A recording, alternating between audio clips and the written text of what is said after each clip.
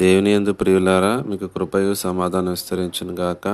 ఈ ఉదయకాల సమయమున ప్రసంగి గ్రంథము 10వ అధ్యాయం 1వ వచనంలో, పొక్కవాని తైలంలో చచ్చిన ఈగలు పడుట చేత అది చెడు వాసన కొట్టును.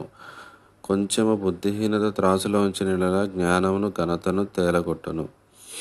బొక్కవాని తైలంలో అంటే పెర్ఫ్యూమర్స్ ఆయింట్మెంట్లో ఒక్క చచ్చిన ఈగ పడినా సరే ఆ ఒక ఆయింట్మెంట్, ఒక పెర్ఫ్యూమ్ మొత్తం వాసన అంతా చెడు వాసన కొడుతుంది అనమాట. అలాగే మీ జీవితంలో, మన జీవితంలో కూడా మంచిగా నువ్వు సాక్షిగా జీవిస్తున్నప్పుడు, దేవుని పని చేస్తున్నప్పుడు ఒక్క చిన్న తప్పు చేసినా సరే ఏమవుతుందంటే, ఒక చిన్న బుద్ధిహీనమైన పని చేసినా సరే ఏమవుతుందంటే, నీ ఘనతను, నీ జ్ఞానమును అది ఏం చేస్తుందంటే తేలగొడుతుందంట.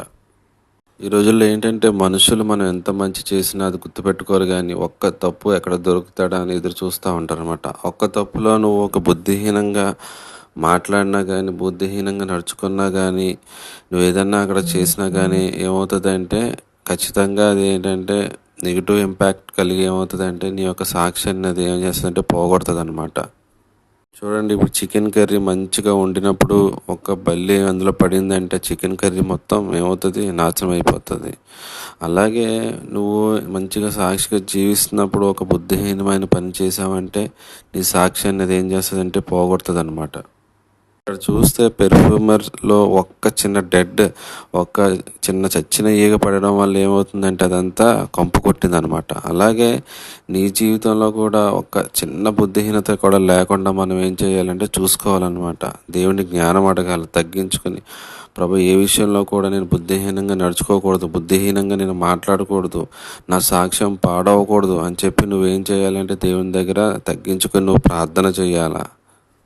ఇక్కడ 1 సమూయేలు 18వ అధ్యాయము 14వ వచనంలో చూస్తే, మరియు దావీదు సమస్త విషయములలో సుబుద్ధి కలిగి ప్రవర్తింపగా యెహోవా అతనికి తోడుగా ఉండెను.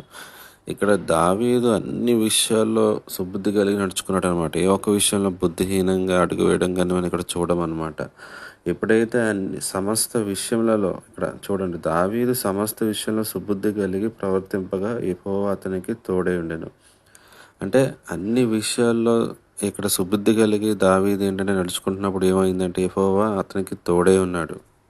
ఎప్పుడైతే నువ్వు సుబుద్ధి కలిగి నడుచుకుంటావో దేవునికి ఘనతను హెచ్చింపునిస్తాడనమాట. అదే అధ్యాయము 30వ వచనంలో చూస్తే, దావీదు బహు వివేకము కలిగి ప్రవర్తించుచు రాగా సౌలు సేవకులందరికంటే అతని పేరు బహు ప్రసిద్ధికి ఎక్కాను.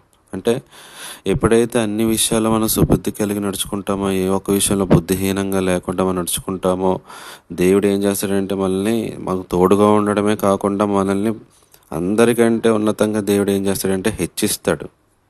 సో మనం ఏం చేయాలంటే కొంచెం బుద్ధిహీనత కూడా లేకుండా మాటల్లో కానీ, ప్రవర్తనలో కానీ ఎక్కడ కూడా మనం తప్పిపోకుండా దేవుణ్ణి అడగాలన్నమాట. దేవా, నా సాక్ష్యం పోకూడదు, నా వల్ల నీ నామం మహింపరచబడాలి, హెచ్చింపబడాలి, కానీ తగ్గించబడకూడదని మనం ఎప్పుడైతే ప్రార్థిస్తామో దేవుడు ఎటువంటి బుద్ధిహీనతలు మనల్ని పడనివ్వకుండా దేవుడు కాపాడుతాడు. అనేకులకు సాక్షిగా దేవుడు మనల్ని నిలబెడతాడు. ఈ చిన్న వాక్యం దేవుడు దీవించును కాక.